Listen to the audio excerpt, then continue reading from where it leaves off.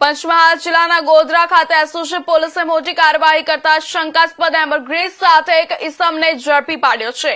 Police બાતમીના આધારે બમરોલી ચોકડી નજીક વોચ ગોઠવી હોન્ડા એક્ટિવા સ્કૂટરને રોકી તપાસ કરતા ડેકીમાંથી અંદાજે 768 ગ્રામ એમ્બરગ્રીસ મળી આવી હતી, જેની કિંમત અંદાજે ₹76.80 લાખ હોવાનું જણાવાયું છે। પકડાયેલ આરોપી સુરેશ રચનસિંહ બારિયા ગોધરા તાલુકાના ધોળી ગામે રહેતો હોવાનું સામે આવ્યું છે। પૂછપરછ દરમિયાન તેણે આ એમ્બરગ્રીસ વડોદરાથી લાવી વેચાણ માટે ગ્રાહક શોધતો હોવાની કબૂલાત કરી હતી। આ પદાર્થ સ્પર્મ વેલમાંથી મળતો હોવાથી ભારતમાં તેના વેપાર પર પ્રતિબંધ છે। ઘટના અંગે ફોરેસ્ટ વિભાગ અને એફએસએલ અધિકારીઓને જાણ કરી આગળની કાયદેસરની કાર્યવાહી હાથ ધરવામાં આવી છે।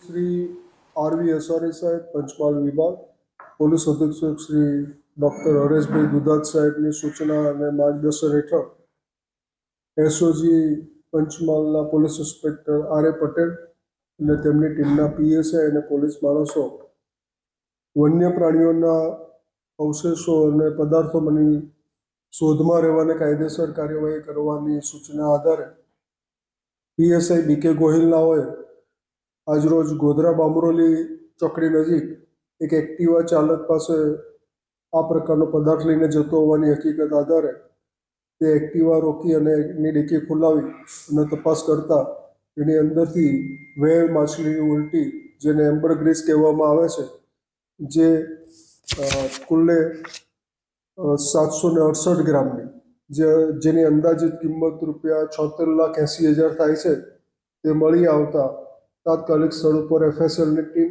અને ફોરેસ્ટની ટીમના અધિકારીઓને બોલાવીને તપાસ કરતા તે એમ્બરગ્રીસ હોવાનું જણાય, જે બાબતેની કાયદેસરની કાર્યવાહી કરી અને આગળની કાર્યવાહી માટે ફોરેસ્ટ વિભાગને કાગળો અને આ મુદ્દામાલ સોંપવામાં આવેલ છે।